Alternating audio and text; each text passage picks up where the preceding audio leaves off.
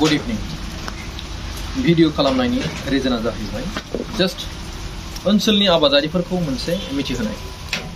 ओनसोलाव अमा बेमारनि समस्याया दिनै एसे गाबोन एसे सानफ्रोमबो बारा जालांगासिनो दं।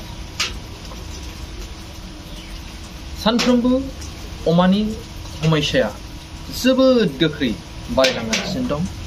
ओंखायनो बे समावहाय आं साफ्रोम आबादारिफोरखौ जस्ट मिथिहोनो लुबैदों, नोंथाङा बर्तमान जुदि गावबा गावनि अमाखौ बेमार जायालाबासिनो सुरक्षायै जुदि लाखिनो लुबैदोंब्ला नोंथाङा गिबि मावग्रोनांगौ खामानिया जाहैबाय न'आव संखांनायनि उनाव जाखांनायनि उनाव आग्लायनाय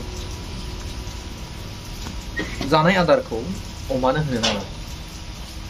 2 नम्बर, हागौब्ला नोंथाङा अमा जानायखौ बन्द खालामदो। ओनसोलाव बेमारनि समस्याया एसे खम जाजासिम।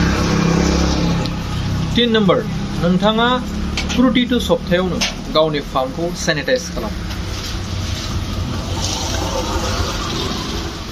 पटासजों बा DDTजों बा नोंथाङा मोजां मोनसे जाय बिजानु बेक्टेरियाखौ बुथारनो थाखाय मोनसे बुस्थु बाहायनाय बियो जोबोद गोनांथि। बायोसिकिउरिटिखौ नोंथाङा मोजां मेनटेन खालामनांगौ। 4 नम्बर, नोंथाङा हागौमानि गावनि अमानो भेक्सिन होनानै ला। मासे अमानि बेसेना दिनैनि तारिखाव बेसेबां दाम बेखौ आं बुंलायनांगौ जेबो गोनांथि गैया। नाथाय साफ्रोमबो आबादारिया मिथिगौ जे माने मासे अमाखौ बेमारखौनो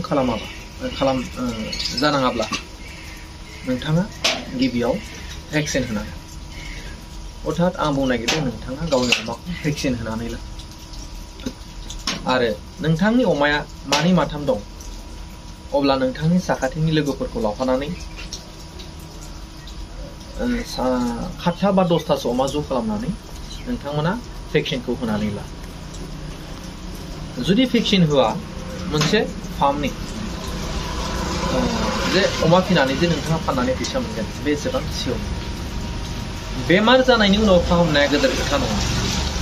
बेमार जानायनि समावहाय फाहामनाया गोदोर खोथा नङा।